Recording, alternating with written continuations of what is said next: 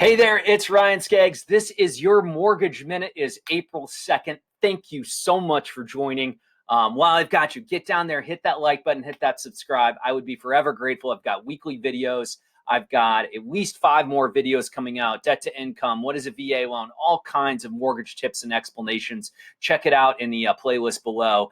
Thank you so much for stopping in. So let's get into our update. Now that we've hit the first quarter is past us, we're into April. I'm going to share my screen. We're going to run through where we're at today. If you look on the right-hand side, 3.18 is the average 30-year fixed according to Freddie Mac. We've seen rates move up just slightly, but check out that chart.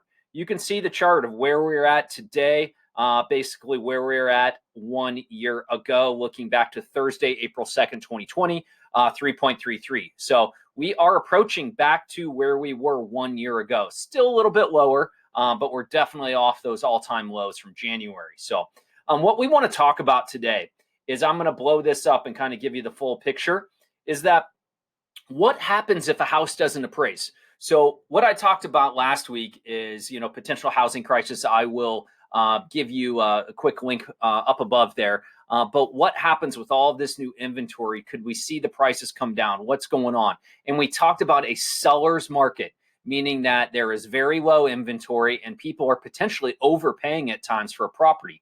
So I want to talk about what happens if the house doesn't appraise.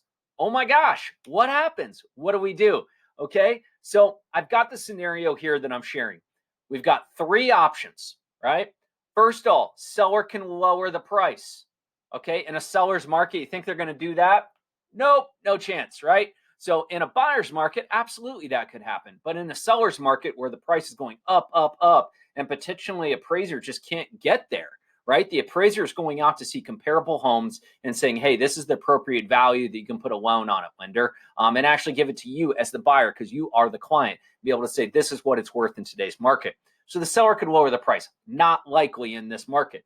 The buyer and seller can split the difference. That's very possible. And then I've got an example here of the actual math of how this would look for option number 3. The buyer can make up the difference. And that's what's happening in this market. Now, I'll be honest, I have not run into this, but I know a lot of lenders across the country that are in different markets that are 1,000% running into this issue. So we've got a $500,000 purchase price. We're putting 20% down. That puts us with a $400,000 loan and a $100,000 down payment. So what happens if the value comes in at $490,000? What if that appraised value comes in at $490,000? We're going to give you a loan on the lesser of the purchase price or appraised value. So if that's $490,000, we're going to take 20% of that. That's a $392,000 loan. Now, if we're going to give you a $392,000 loan, but you're still paying $500,000 to get there, that means you're bringing in $108,000. So in this case, you would be bringing in 80% of the shortfall. You'd be putting 20% down, and you'd be bringing in 80% of the shortfall. Your shortfall was $10,000, $500,000 between $490,000. You have to bring in 80% of it. If you were getting a loan for 90% of the value of the home, you'd bring in 90% of the shortfall. So basically, you just flip-flop it. Whatever that kind of equity position is or down payment position, you flip-flop it, and that's the amount that you're going to be getting in.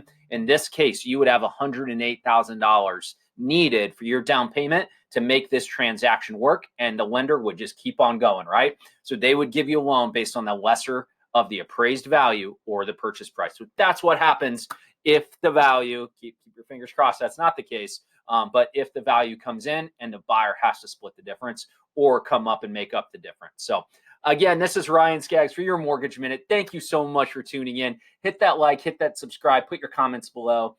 We'll see each other again very, very soon.